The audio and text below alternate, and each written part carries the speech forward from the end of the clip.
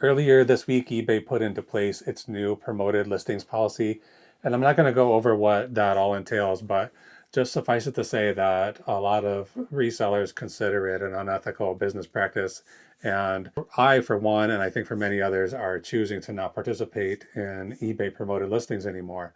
But when you say that, you hear a lot of people saying there's no way to sell on eBay without being um, promoted. So tonight I'm going to show you the way that I get attention on eBay and make sales without paying any extra promotional fees. The truth is that you don't win on eBay by paying eBay more money. You win by being a good seller. So let me just show you exactly how I do it. So the first step to having a good listing on eBay is to pick inventory that you know already sells. Before I before I decide to buy anything in order to sell it in my shop, I don't ask how much can I make by selling this. I ask, does this thing already sell and does it sell very often? A lot of sellers talk about eBay sell-through rate, and really all that means is the supply and demand. Like, you don't have to do a lot of complicated math to figure out what the sell-through rate is, and it's not like you need a spreadsheet to do this or a calculator. All you really need to do is look at how many active listings there are currently and then compare it to what has recently sold. So here's how I do it. The first thing I do is I search for the item I'm interested in selling on eBay. I run a search and then I can very quickly see exactly how many of that item is currently listed. You might have to do a little bit of filtering, like if yours is used or new, to narrow down the examples that are as close to yours as possible. But the first piece of information you need to have is how many are currently listed. After you know that, you can then filter for sold listings on eBay. That's really easy to do in both the app and on the website. But with these sold listings, eBay shows you how many of they show you every item that's similar to yours that sold within the last 3 months. So now you can see how many have sold and how many are currently listed. And if there are more that have recently sold than are currently listed, then that is a very good sell-through rate. This is probably an item you want to sell. If the if the sold listings and the current listings are kind of the same, that's also a pretty good sell-through rate, and you're probably going to want to buy that item to sell as well. If it's reverse and there is many current listings and very few sold listings, then this is a bad supply and demand situation. There is more supply than there is demand for that item. That item might sell someday, even with this bad sell-through rate, but it's going to take a long time, and it's very possible that it will never sell. There's basically no way to create demand for an item. Like, if people don't want it, then they just don't want it. You're not going to be able to create demand for it. So rather than trying to create demand, what I do is I try to ride the demand that already exists. So let's switch over to the screen capture, and then I'm going to show you exactly how I search for items to figure out the sell-through rate. Okay, here we go. I'm going to do a search right now for this thing, which is a Verilux HappyLight model VT20, and we'll see exactly how many are listed. So let's do this quickly here. I'm not going to talk about these URL shortcuts. I learned these from Justin Resells. Maybe you can find a explanation of how that works from him. It's just a quick way to search eBay without having to actually go to eBay. So Verilux, I forgot VT20, there it is. Verilux VT20, this one I have is used, so I'm going to change the condition to used. There are currently 70 of these listed. You can see it right here, 70 results, right there. And then I'm going to search for sold listings now for the exact same search term, Verilux VT20. This is one of these lights that you're supposed to turn on in the winter time to help you with, what do they call it? Seasonal something disorder. It's like when you don't get enough sunlight. I'm going to change this to used as well. So right now we have 31 results. So we've got 70 currently listed and 31 sold. What did it look like for any condition? 55. So it's not, this isn't the best possible sell-through rate. It's basically 50%, 30, there are, wait, condition used. All right, I accidentally put on new and used. 31 currently listed, 31 sold in the last 3 months, 70 currently listed. So this is something that will sell, maybe not very, very quickly. If these numbers were closer to each other, that would be better. I wonder if I have anything else here that has a higher sell-through rate. I don't think so. Well, we'll just go ahead with this. So this is basically like a medium to low sell-through rate, but this is something that I feel comfortable with. Half of what is currently listed have sold in the last 3 months.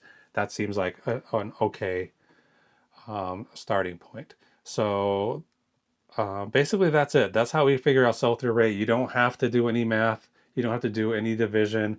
You don't do anything. Just you get an idea about how many are listed and how many have sold. And if these two numbers were reversed, if there were 30 currently listed and 70 sold, they would be a no-brainer. You need to buy that. It will sell pretty much instantly. But right now we've got an item that will sell, but it will take a little while. So let's shut down this and then go to step number 2. So the second key is to price your item at an amount that will sell and not sit. So this is very easy to mess up.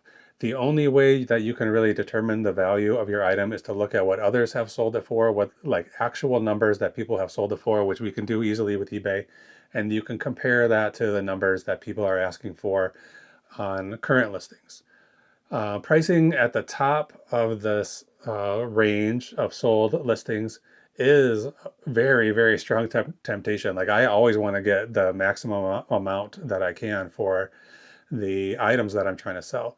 Conversely, undercutting all the current sellers is a real strong temptation too. But many, I don't know, you'll feel like thrifty buyers want to buy the cheapest thing, and so putting it the cheapest possible is the best idea. But the problem with that is that you, if you put the lowest price possible, you might be setting up a too good to be true scenario for buyers, and they might skip over your listing for one that actually is a little bit more expensive, but that seems more reasonable priced. So what I like to do is price right inside the range of what is currently listed and what has sold.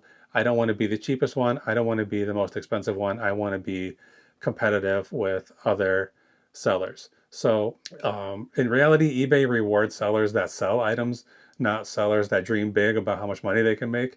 And then conversely, buyers might be afraid of choosing the cheapest one. So I think that the middle ground is best. And I usually go towards like just slightly below the halfway point of what's currently listed. So we'll look at what's currently listed right now and then choose a price for this HappyLight. Okay, so what we're looking at right now is current listings, the 70 current listings, and these are sorted from lowest to highest. So we can see right away there's one that's listed for only $5.45. However, that is a auction. It has one bid on it. Historically, auctions bring in cheaper, lower amounts than buy it now prices. So I would hesitate to do an auction unless you really have a good reason to do it. And maybe someday we'll talk about that. But for now, we're going to see that here's one for $5.45. This one is the lens only. So this is basically broken or parts. And then we're on to the real sort of meat of here, 20, 20, 13 plus 8. So we're looking at $21. So I wish that eBay would have a version of the website where you could put it into seller's mode and it would just show you, like, why not just combine the shipping and the asking price into one number? So for us, I can understand why they don't want to do it for sellers, because psychologically it's easier to buy something that's $12.53 plus $8.58 rather than give me a total and I know exactly what I'm paying before I commit myself. But as a seller, I don't want to have to do this math. I'm going to turn off these auctions right now because I think they're just kind of getting in the way. So there we go. There's only one auction. 20, 20, 20. This is basically 20, 21. We're at basically 21 for these, 20, 21. And these are all used. They seem to basically, here, this one seems higher. This one's like 24, so that's out of order. Oh no, I'm wrong. I'm going up. So they're getting more expensive as we go. The most expensive one here is 35 plus 11, 80. There's more on another page. Let's see how high they go. The highest one, $42 plus 25. This is pre-owned, but it has the box and everything, so I don't think they're going to get that amount, but maybe they will. But I feel like we're looking at right in the price range of $20 to $24. That seems to be what's standard. And then if we go over to the sold tab, yeah, we're on the sold tab. Let me make sure I was showing you the active tab. Yeah, okay. So if we go over to the sold tab, we can see these are priced from highest to lowest. So this is what people have actually paid, and it is not more than 20. The most expensive one, $22 plus 12. It has the box. That's 23 plus 12, so we're looking at 35 basically, includes the box. This one, we're at 19 plus shipping. They're getting to be a little bit cheaper and a little bit cheaper, but they seem to be right around the $20 price range. So I think we're going to be safe, assuming we can get $21 for this item. I paid $2 for it, so that's right in like the 10 times multiplier that I like for cheap items like this. So I'm going to be happy if I can sell this for $21. So now we're going to actually start a listing, and we might as well just go right through it and look at how to write titles that work like advertisements. So as far as shoppers are concerned, the title of your listing is basically an ad for the listing. It is not the description of what you're selling. It is just a series of search keywords. So I don't write a lot of cute titles. I try to write titles that are easily searchable. So what that means is I think like a buyer. I think like I'm searching for the item. So imagine how you would go about finding this item if you wanted to buy it for yourself, and whatever you think are the most searchable words, you should put those at the front of the title, and the best possible words go at the front. And this is all in your opinion, but I think it becomes pretty obvious what things should go at the front. According to eBay, they put more weight when searching, more emphasis on the words, on the first 5 words of your listing. So you want to put things in there like the brand, the model, the size, stuff that people will actually be searching for. But that doesn't mean that the first 5 words are the only ones that matter, and you should not worry about the later words. No, of course, eBay gives you 80 characters for your title, so try to use them all if you can. It get as close to 80 as possible, but don't start including a lot of fluffy words. You don't want to put subjective words or descriptive words. Adjectives basically don't belong in the title. They're usually not very good search words. So let's see, what's an example? So when was the last time that you ever searched for something that was nice or rare or very good or something like that? I know that the answer is probably never. So I usually I look at sold items like we're going to do here in a second. And if I come up with all my own terms that I think are the best ones and I still have plenty of room left, I'll look at those sold listings and I'll pick and choose. I'll cherry pick basically words from their titles. I'll say, oh, that's a good one I didn't think of, and I'll pull that and I'll put it in my title. You can create your listings by doing a sell similar. Just take somebody else's listing and sell yours exactly the same as them.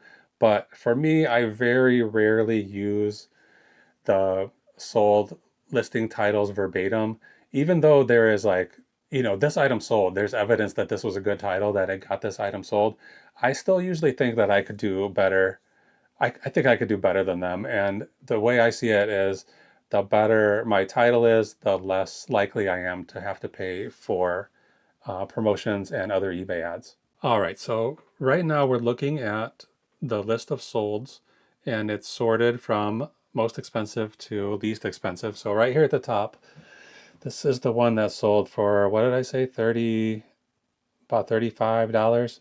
a little over $35. So that's like by far the most expensive one. This one is at 32-ish.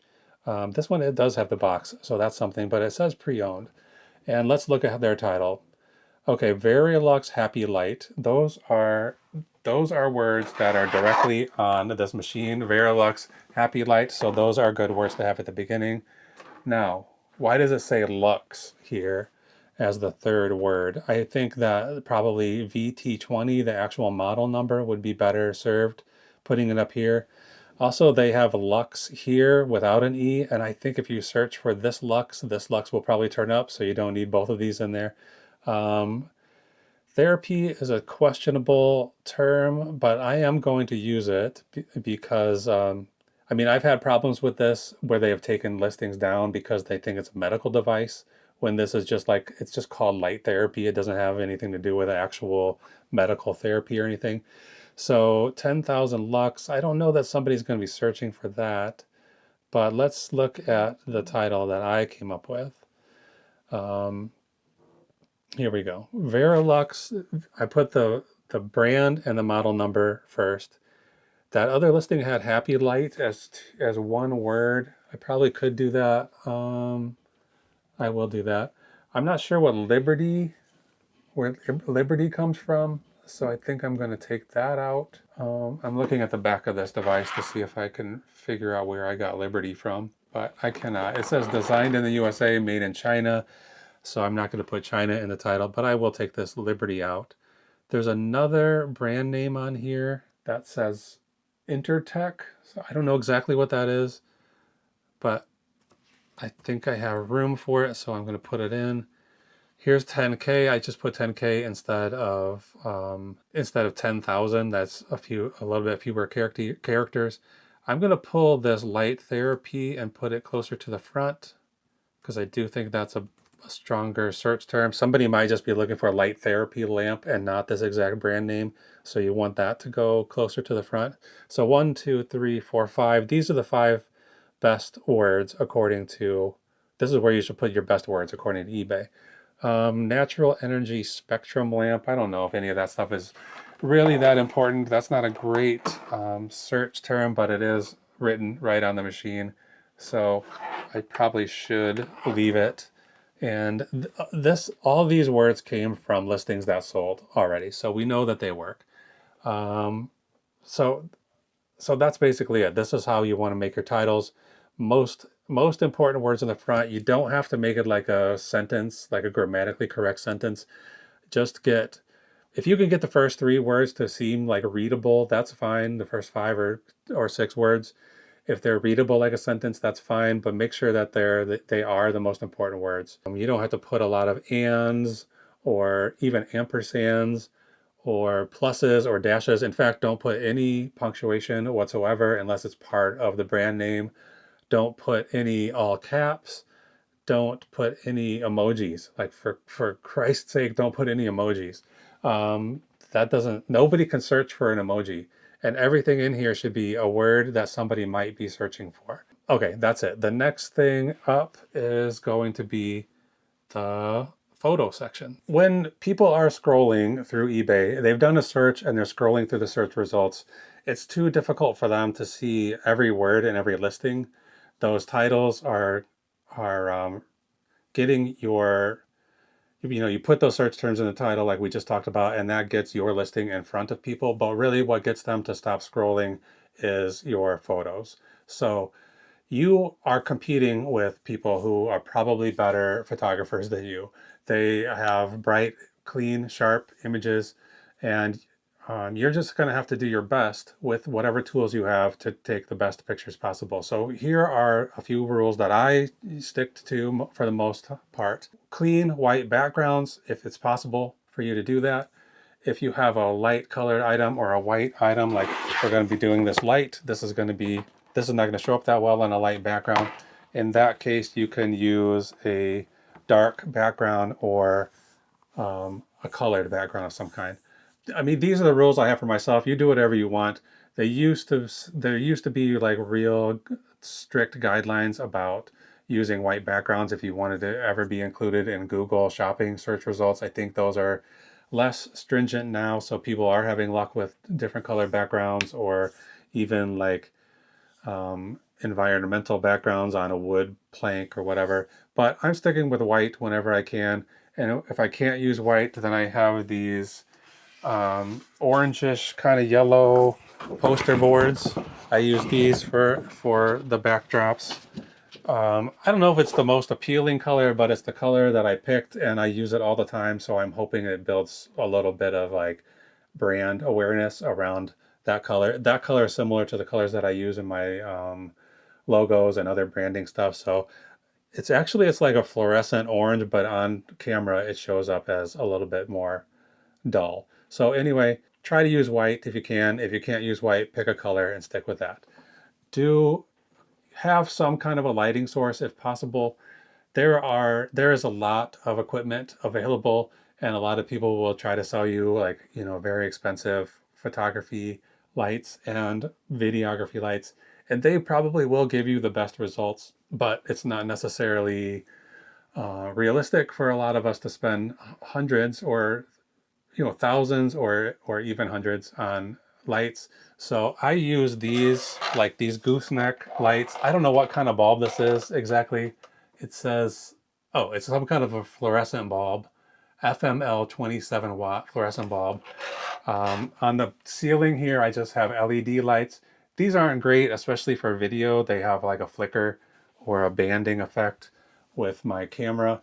And then for my background, I have this white, this is like a PVC or plastic sheet that's intended to be put on walls. Like I think you would use it in a bathroom or a laundry room or something like that. I used to see this stuff in like commercial bathrooms at White Castle. That's what I always think of.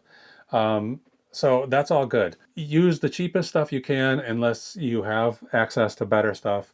And over time, you'll learn more and maybe you'll graduate up to fancier lights or soft boxes or a better camera or whatever. But I say use what you have in front of you. I use just use my cell phone, my Android phone for all my photos that go on eBay.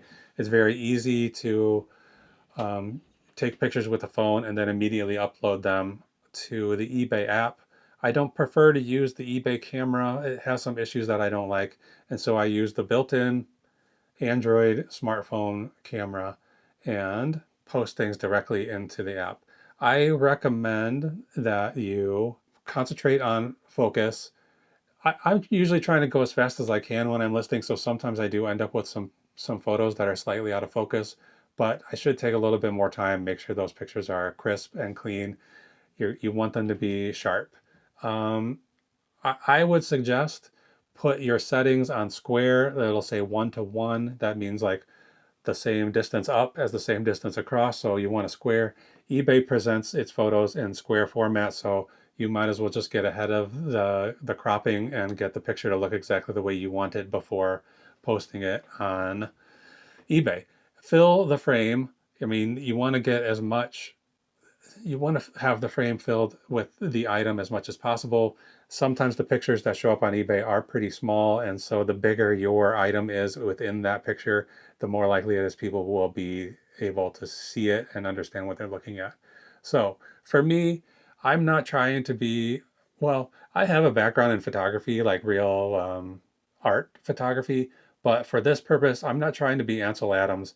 I'm more trying to be a documentarian. I want to show every side of the item that I'm taking pictures of, and especially feature any flaws or damage that the item might have on it. And basically do the best you can with what you have. Get in there and get that item to fill the frame. I would say don't worry too much about the quality of the photo as long as it's clear and it shows everything that you need to see in order to understand what it is you're buying, from the buyer's perspective. There is like a real possibility that if your photos are too professional, that buyers will think you are using stock photos and they might skip your item, move on to somebody else with a little bit crappier photo because they're afraid that you've got a stock photo. That means you're a drop shipper or it means that you do not actually have the item you're selling and you're just trying to scam somebody. So basically, eBay's algorithm favors listings that get clicks on them. So the best way to get people to click on your item is to have the best photos possible that are attention grabbing. So let's go take some pictures of this light right now, and then we'll move on to the next subject, which is eBay item specifics. Okay, I've cleared this space off and put this little lamp here. I see a little bit of a mark on it, so I'm going to wipe that off very quickly before I take this photo. I didn't see that before. If I can get it, I'll get it. If not, I'll just do a close-up of it so that the buyer knows it's got a little dirt on it. I think it'll come off sooner or later. Where's my spot? Okay, I should have done this before, but we're doing it now. Okay, this guy is, now that I'm looking at it, there's a lot of little spots on it, but it looks okay. Oh, I see. This has adjustments in the back, so you can point it the way you want it. A Verilux high energy lens, it says on the front. Let's move this out of the way. If you can swing it, it's nice to have a photo booth that's set up and just ready to go, because tearing it down and setting it back up again every time you want to take pictures will really weigh on you when you're trying to make listings, and I think it will cause you to slow down your listing process, and you might just say, well, I'll do those photos some other day, because you don't feel like putting, even if it's a very simple setup, if you can leave it set up and not have to tear it down, it's gonna be better for you. So I don't know how much you can see, but I'm putting this, I've got it in square format. I know you can see that. I'm gonna just fill the frame as much as I possibly can. There's just like a tiny little sliver above and below this light, and I'll take the picture. Now I'm going to just zoom in. I'm going to do some different angles, and I'm trying to just fill the frame as much as I can. This kind of thing is a little bit difficult with the square format because it's a long rectangle, but I want to get every angle of this possible, including the bottom and the top to the bottom. This thing has I think this is a detachable stand, but I'm not going to detach it. I'm just going to leave it. I will zoom in here on the label, so all the information that's on here is readable. And I think just for fun, I will put a measuring tape up and take a picture of that. I don't know if this is 100% necessary for this thing, but it doesn't hurt. All right, I paused the video there for a second because I wanted to take a little short video on my phone of this lamp working. I don't know if it's going to hurt your eyes if I turn it on, but let's see. So yeah, there it goes. So it works. This probably would be a good kind of a lamp to keep around for photography like this, like if you need to have a light shining in the background or something. I also unplugged the overhead LED lights while I was doing that video because they caused that banding. And unfortunately, the eBay app, which I'm about to go into, does not allow you to post videos because I don't know why. They just have not made that feature available yet, but I'm going to go into the eBay app and we'll find, I'll go to the selling section and then down here to drafts, and it's the first one and what I've been working on. Let's add these photos to the listing. 1, 2, 3, 4, 5, 6, 7, 8, 9, 10. eBay suggests at least 7. They allow you to have up to 24. And if you can get all 24, yeah, go right ahead and do that. But I wouldn't try to do anything with less than 7 images unless it's something really, really basic, like, I don't know, maybe a DVD, you do the front and the back cover and then a picture of the disc close up, maybe a picture of the inserts that go in there, and then you're probably pretty much done. Maybe the back of the disc, I'm not sure.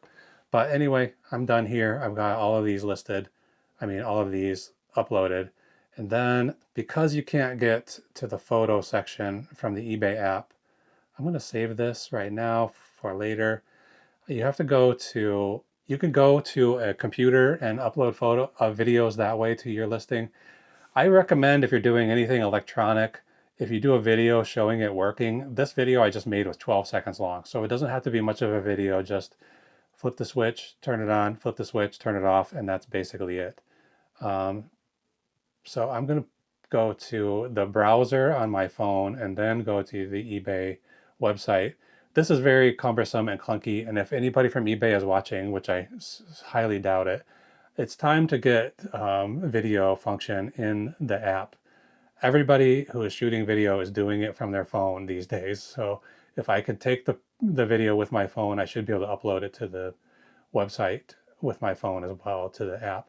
So you have to like, their website is not even mobile friendly, so you have to pinch and zoom in all the time.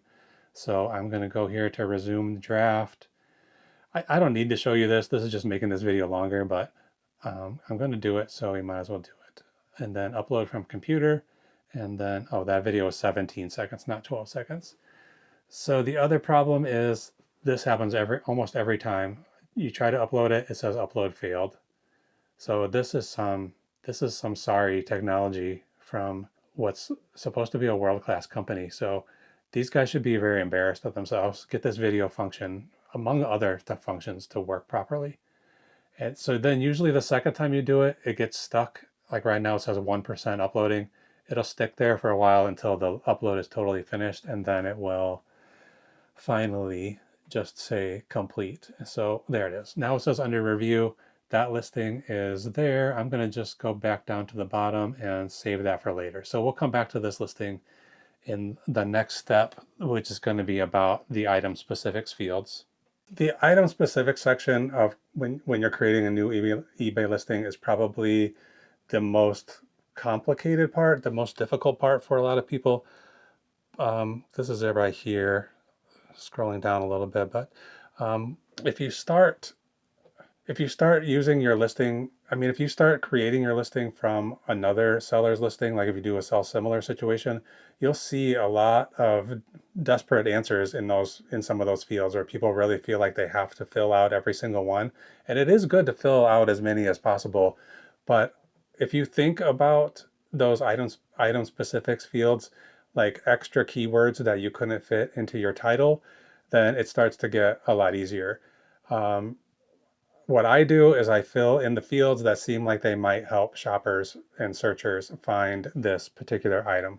If that field is not relevant, then I just leave it blank.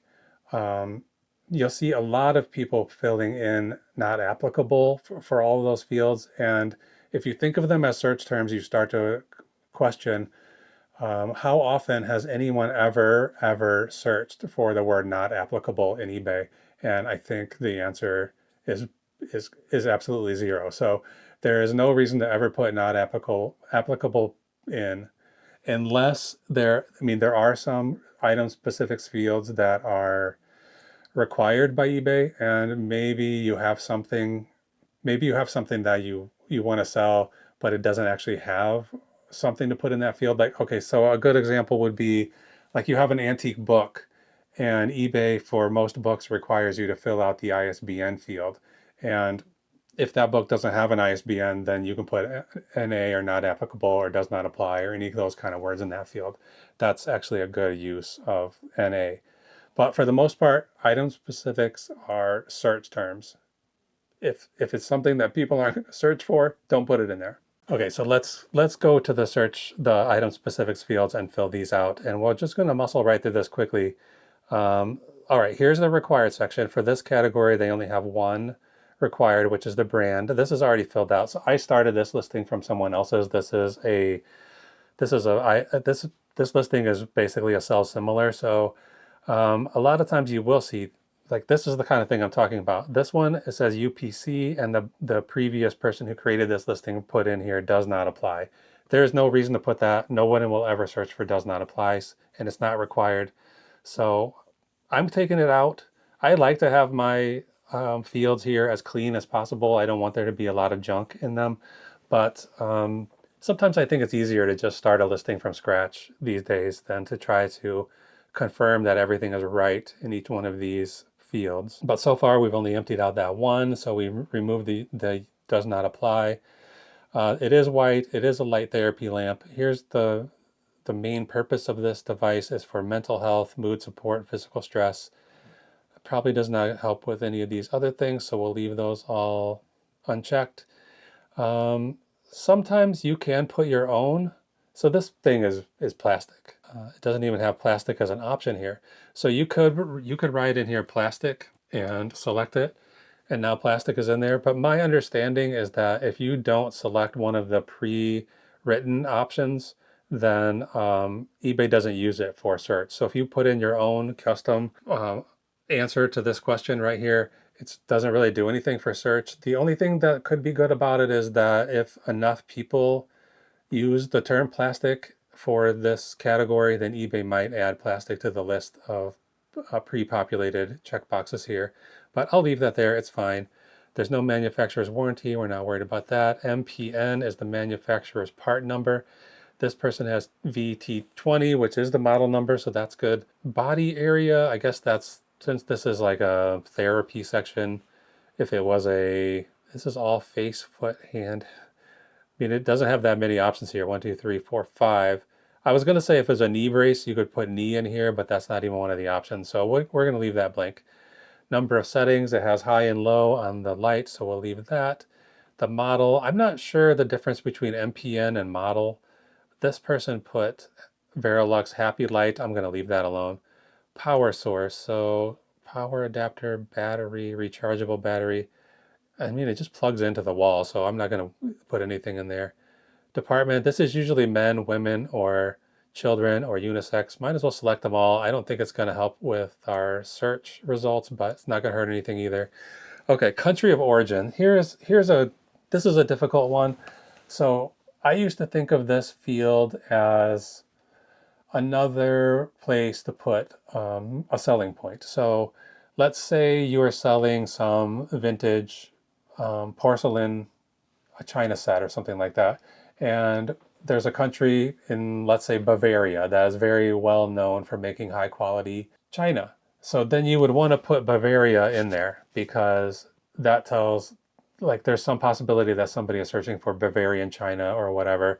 And if they're scrolling through there, they might see Bavaria and think, oh, maybe this is the good stuff that I'm looking for.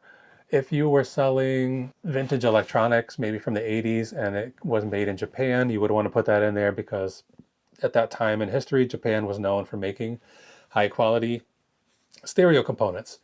If the item was made in China or in Taiwan or something like that, you might not want to put that in there because it's very unlikely that somebody's going to be searching for, well, in this case, Verilux Light is designed in the USA, made in China. So in the past, I never would even consider clicking this little button that says China because I don't think that's a selling point to this lamp. But lately with tariffs, I've been wondering if that's a good reason to choose this. If I don't know how the tariffs work when it comes to eBay. I don't know if putting China in here would make my buyers be responsible for paying more or paying less or not paying anything. Leaving it out, is that bad? Is that good? I don't know. But I think I'm going to stick with my original thought and leave China out because I don't think it's a selling point. Down here, they always have this unit quantity and unit type, and people put all kinds of crazy stuff in here. I have never had a situation where I felt like I needed to put something in there. So it might be like, let's say you're selling, what is this category? Natural and alternative remedies. So maybe you're selling a tincture and it's a bottle that's 2 ounces. Maybe you would put under unit ounces and under quantity 2. That's the only example I can really think of, but I think for the most part, these two fields should be left blank. Most people put something like unit and then they'll put up here all, or they put all kinds of crazy stuff in here. So leave that field empty, I think. Down here, you have the option to add your own custom item specifics. I've never had a reason to put that in there. And anytime I've ever done a sell similar, I have deleted all of the custom item specifics. I don't think they help with search results, and I don't want anything messy to be in there. So that's basically it for the item specifics. It's really not as difficult as people think it is. Fill in as much as you can, but don't go overboard and spend hours working on this section of your eBay listing. All right, the next aspect of creating a listing that sells well even without promotions is the item description field. So a lot of people might disagree with me. I think they probably would. Some sellers, especially the old school sellers, put a lot of stock in the item description fields, but I think that field is essentially useless at this point in time. So by default, eBay's search result or eBay's search engine does not include anything in the item description. So you can put a lot of keywords in there, and in most cases, it will not do anything to help you with showing up in search results because searchers have to turn on a special box. Let me see if I can find it. We'll go to another tab. Is that working? Yeah, okay. We'll go to another tab and go to eBay and search for, let's do that Verilux thing again. And search results come up. And then right here, there's a checkbox that says include description. So you have to turn that on. And I think that very few people are ever going to turn that on. The other way you can do it is to go to the advanced field here and search from this, and then you have a lot of different options of where you want to search: title and description, completed items, sold items. I just don't see that the average seller is going to do either one of these things, either come to this advanced search or turn on that checkbox. So I think that the description field is pretty much dead at this point. And if you search on eBay and you find a listing of something that you're excited to buy, and sometimes you have to search pretty hard to find, even to see the description field. And on the mobile app, it's even harder to find. So I would say, as far as descriptions go, you want to keep it short and sweet. Your shoppers may not look at it at all. They are probably well versed with the item that they're searching for. They probably know what it is even better than you do. So I don't think you need to describe what the item is. Like, I don't need to say Verilux lamp to help you with your seasonal affective disorder. Anybody who's going to buy that knows what they're getting into. So I don't think you need to tell people too many details about the item. I think you should just mostly focus on the condition of the item. So if it's in great condition, I would just say Verilux lamp in great condition. If it has any kind of flaws in it, I would point out those flaws and call out any defects, and then get on with finishing up the listing. So let's look at this one here and see what kind of description we're going to use. All right, this description field is already partially filled out. I mean, mostly filled out. And I think that's basically exactly what I was talking about. There's like more information here than a buyer probably needs. They probably know all this already. But in this case, they could just be looking for therapy light, and they're looking for one that has some certain features. So maybe leaving this in here is not such a bad idea. I'm not going to remove any of it because that's just extra work. It just has key features and then how it works. I'm going to put in here lamp is in good working condition. White plastic is a little yellowed. I mean, I don't know that I'm not sure if this thing is yellow by, it's like originally this kind of a slightly yellow color, but I don't think it probably is. I think this is yellowed with age. I'm having trouble with my typing. White plastic is a little yellowed with age. So that's all I'm going to put for the description. If you're making a listing on the eBay website from a regular desktop computer or a laptop, there is the condition field. You have to choose this, whether it's used or new. In this case, we have new and used. Those are the only two options. And there is a condition description field here. So I used to always fill that. I would just fill this description field out down here and then copy and paste that into this condition description field, because all I'm mostly doing is describing the condition in the description anyway.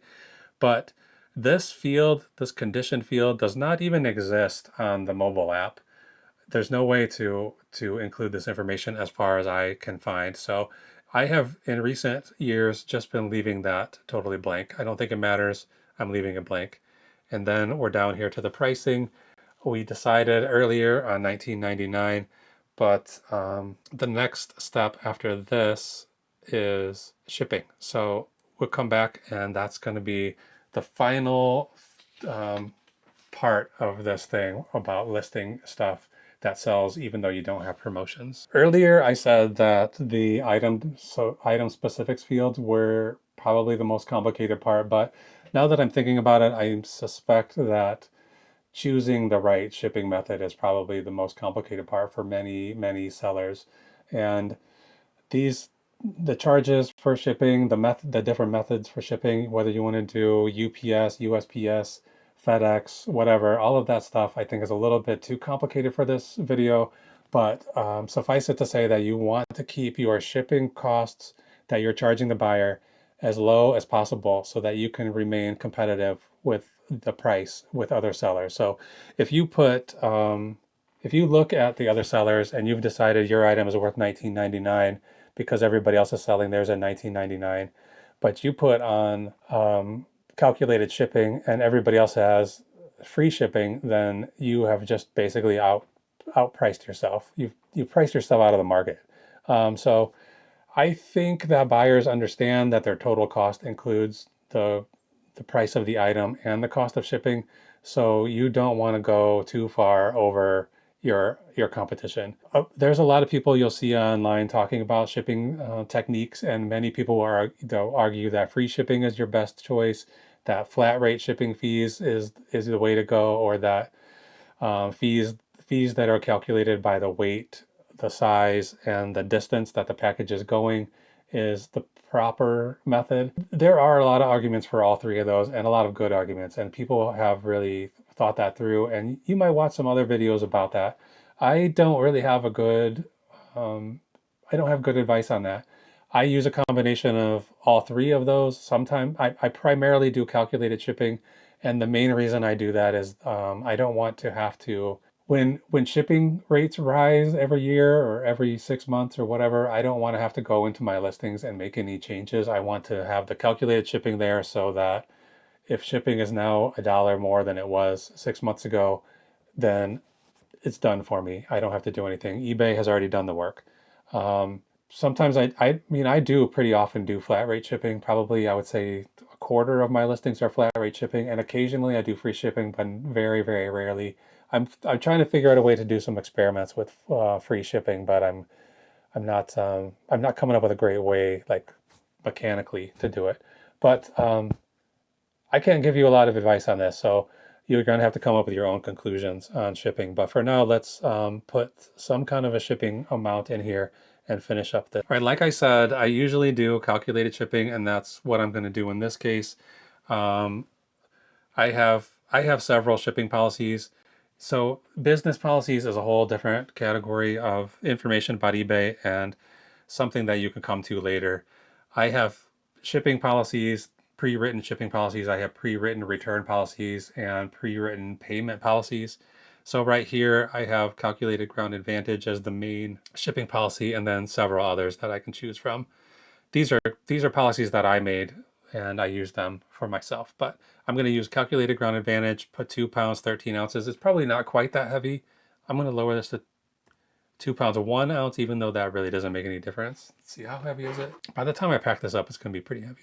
So for this particular item, I'm just estimating the weight. I'm starting to get a good feel for how much stuff weighs and how much the packaging materials weigh. And over time, you'll get that too. If you're just starting out, you might want to weigh everything before you put it in here. But putting 2 pounds, 12 by 8 by 6, that's probably a standard size box that I have. And that's basically it. There are more options down here. 30-day returns. That's something else we could talk about sometime. The different kinds of returns you can offer. But I'm going to leave that as the default, and I'm just going to go ahead and list this right now. It should be ready to go. So there we go. That's it. In conclusion, this is the way that you can potentially beat eBay's promoted listing system.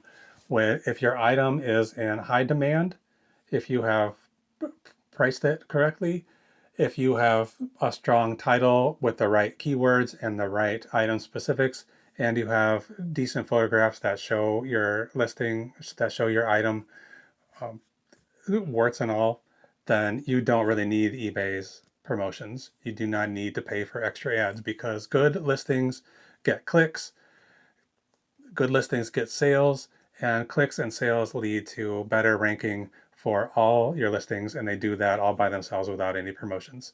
So that's the case for everything that I've sold this so far this year. I turned off my promotions in October. Everything I've sold since then has had no ads on it. And that also includes the orders that I'm going to pack up tonight. So I'm not sure how long we've been going, but we're going to try to get through tonight's orders and get them packed up and be done with this before it gets too much later. It is already after midnight here now, and there are 7 orders to pack. So let's see how quickly we can get them done. I'm going to get my phone. I always use my phone to look at sold items and figure out what boxes they're going in and all that kind of stuff. So first thing we have here is a camera. This is a Konica Minolta zoom camera, an old point and shoot 35 millimeter camera. It's an okay one. I paid $7.77 for it somehow. $7.70 at the Goodwill. I don't remember buying this, and it was only in January, so it less than, that can't be right. January 2026? January 4th. This has to be 2025, because today is January 13th, 2026, and I would remember. Did I buy this just 2 weeks ago and I forgot about it already? It's possible. I don't know. I'm getting older. My memory isn't what it once was, so it's possible, but I don't think so. I think I probably put in 2026 in my notes, but it was really 2025. That's my guess. I could probably dig into this a little bit more and find out, but really right now I just want to get it packed up and shipped out. So I bought it for $7. I've got 10% tax basically on it, $7.70, and it ended up selling for $57.59. So after yesterday I think I talked about a experiment that I've been running where I raised all my prices by 20% and then put on a 25% off sale to try to, I don't know, in some way trick my buyers into thinking they were getting a better deal. They were getting 5% off, but they thought they were getting 25% off. It worked out well. I think it was actually a pretty successful experiment, but I raised all those prices 20% and then I lowered them all 20% after the experiment was over. And I expected all of my listings end with 99 cents for the most part.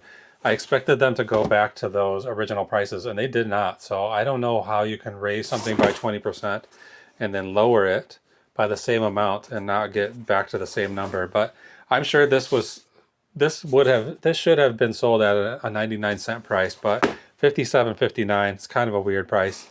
As I go through all of my inventory spaces, all of my storage spaces, I'm slowly doing an inventory project. As I go through, I'll end and relist everything and put those 99 cents back. This is going to SR in Florida. That way I'll know, once I put the 99 cent back, I'll know. I think I'm going to do 98 cents. That way I'll know that I've done inventory on them. If they have a 98 at the end, I'll know that they've been through inventory at least once. Maybe next time if I do an inventory again and those items don't get deleted, they'll go down to 97 cents. So I can always keep track of where I am. I've got some of these MXR stickers. I had a bunch of these, not like an extreme amount, but maybe 25 or 30 stickers in different designs. And this one is the coolest one, like this real sort of 70s and 80s style. Somebody sent, I had them listed for like $6 or $6.99. Somebody sent me an offer today. They wanted to buy 3 of them and they wanted them for $5 a piece. And I've had these since March of 2024. So I figured, let them go. 15 bucks for 3 of them is better than 0 for none of them. So I took that offer and this is going out tonight. It'll go in a eBay standard envelope. That's the setup I have here. This is like the correct, there's like a certain size. It has to be up to a certain size. And I put in a thin sheet of that chipboard to make so that it's still flexible so it can go through sorting machines. which is one of the requirements of the eBay standard envelope. But this should only cost less than $1 to ship, and it has some kind of tracking on it. It's not the exact same tracking as a regular package, but it's some kind of tracking. So this is 8 by 6 by 1. I think it's going to be 2 ounces. No, it's not even 1 ounce. 0 ounces basically. And we're going to send that to EE in California. So thank you, AEE. All right here, this is a Wherever aluminum percolator pot. So a vintage coffee pot percolator. I think Wherever is a pretty good brand. I didn't get as much for this as I hoped, and I think it's probably partially because this glass, I don't know what it's for, like a little see-through thing. Maybe you see the coffee percolating in there. Anyway, it's chipped all around the edges, so it's not in very good shape, that glass part anyway. The rest of the pot's fine. I got this at I got this at a garage sale. I don't remember really buying this. Came from a garage sale in August, so that's not that long ago either for me to forget everything about it. But I got it at a garage sale in August. I paid $2 for it. I had it listed for maybe $24. Drop my paper roll. Maybe it was only $21. Anyway, somebody sent me an $18 offer, and I took it. Not not the biggest return on investment, $2 into $18, but better to have it sold than not sold. So get it in this box, get some paper around it, should be nice and secure. And write Wherever. I should just write coffee on here. Let's be shorter. Wherever. It's 3 pounds. These are 11 by 9 by 7. And it's going to KP in Arizona. KP. Okay, next. This is definitely going to be on next year's worst sales of the year list. I bought this. I went into my little lunch break thrift store that I go to all the time, and they always have a certain color of the day, which is on discount, 50% off. And this day I thought it was a certain color, and I grabbed a bunch of stuff thinking I was getting it half off. And then when I went to the cash register, I realized I had the wrong color in my mind.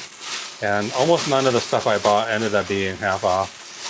But I have a good relationship with the people there, and I didn't want to say, oh, I'm not buying all this stuff for full price. I thought I was getting it for a discount. So I bought everything anyway, and that includes this Big Bird, which I only paid $2 for. Well, no, I thought I was paying $2 for, but I ended up paying $4 for. And I was even questioning whether $2 was going to be a good purchase based on everything I talked about earlier, sell-through rate, actual values, all that stuff. It was sort of I don't know, maybe I bought it just because I like Big Bird and I thought he would be cute, but it definitely wasn't going to earn much money at even the half off price, and at the full price, definitely not going to earn money. So I paid $4 for this, after tax, $4.40 about, and I only sold it for $5. So there is some possibility because of shipping costs we'll make a little bit of money on this, but I'm counting on this being a loss. We'll see. 14 ounces. These boxes are 15 by 8 by 6. And Big Bird is on his way to DS in Ohio. Yeah, I don't like selling stuff for less than $10 typically, unless it's something very small, very easy to ship, like those stickers. But Big Bird, a bad bird. Okay, right here, the next sale is a Sony PlayStation 2 game. This has only been listed since the 7th. I keep looking at my watch to see what the date is, but I didn't put a watch on today. Manhunt for the Sony PlayStation 2. I guess this is a semi-rare game. This one's in good condition and it has all its paperwork. I I got this for free, somebody gave to me, and it seems to be selling for a pretty decent price, like between $45 and $70. And I thought about marketing it up, trying to get maximum profit off of it. But like I was talking about earlier, trying to kind of stay at the lower end of the middle. So I put it at only $39.99. And it sold in just a couple of days. So I guess that was a attractive price. Since I got it for free, I thought, you know, I don't need to make $70 on that. I can make 40 on it and be happy.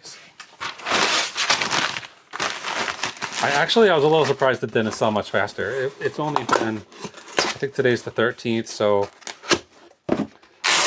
it's only been 6 days since I listed this, but I thought it was going to sell same day.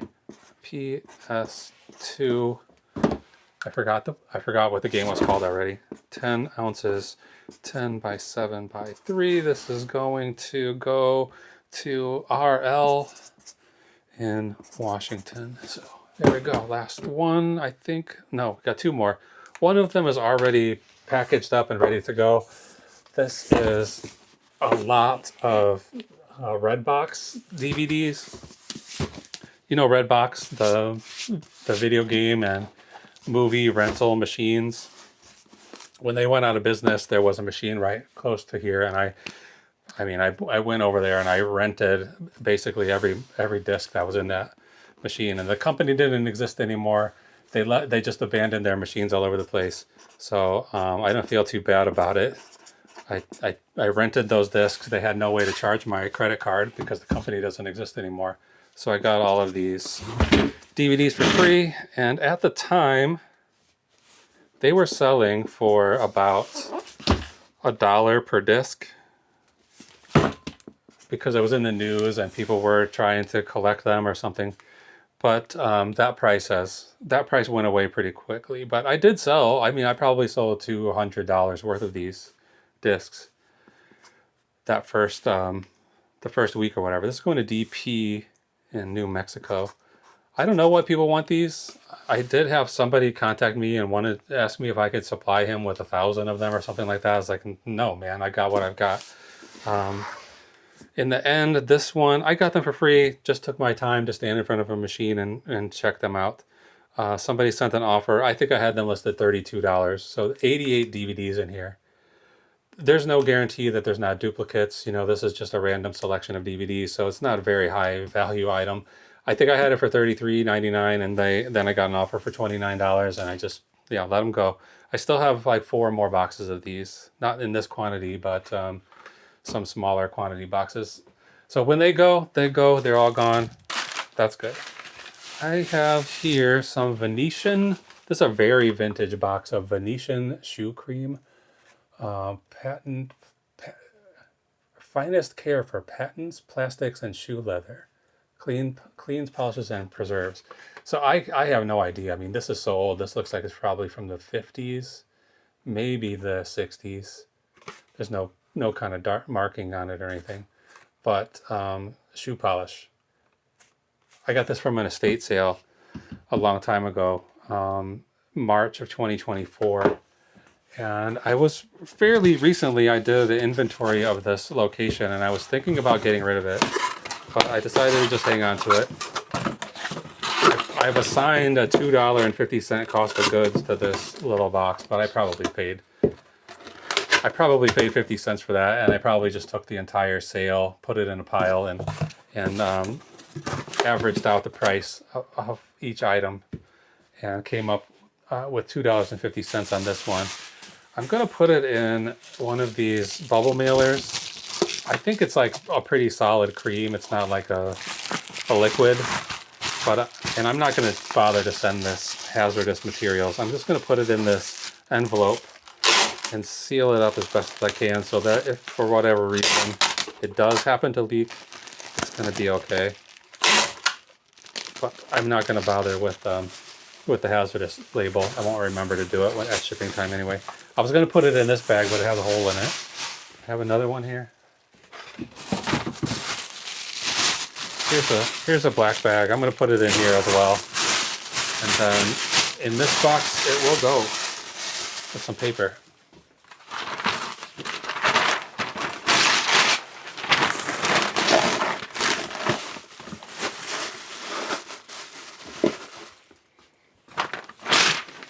And this is the last one, so I'll finish this box up and then get some shipping labels, and then I'll come back and end this video with a rundown of exact profit on each of these items and a total profit for the day. So here we go. All these boxes are wrapped up and labeled up. I took Big Bird out of the box and put him in this poly mailer. Turned out to be, I was going to lose money in that box, so we lightened him up a little bit, and then now we're making a little bit. But let me get these out of the way. Okay, I'm going to go through quickly the spreadsheet that tells us all about the profits, so we don't want to spend too much more time here. So yeah, let's go. All right, first thing we have is the Konica Minolta zoom camera. This does say that I bought it on January 4th, 2026, and I have no memory of buying that camera. Wait, do I?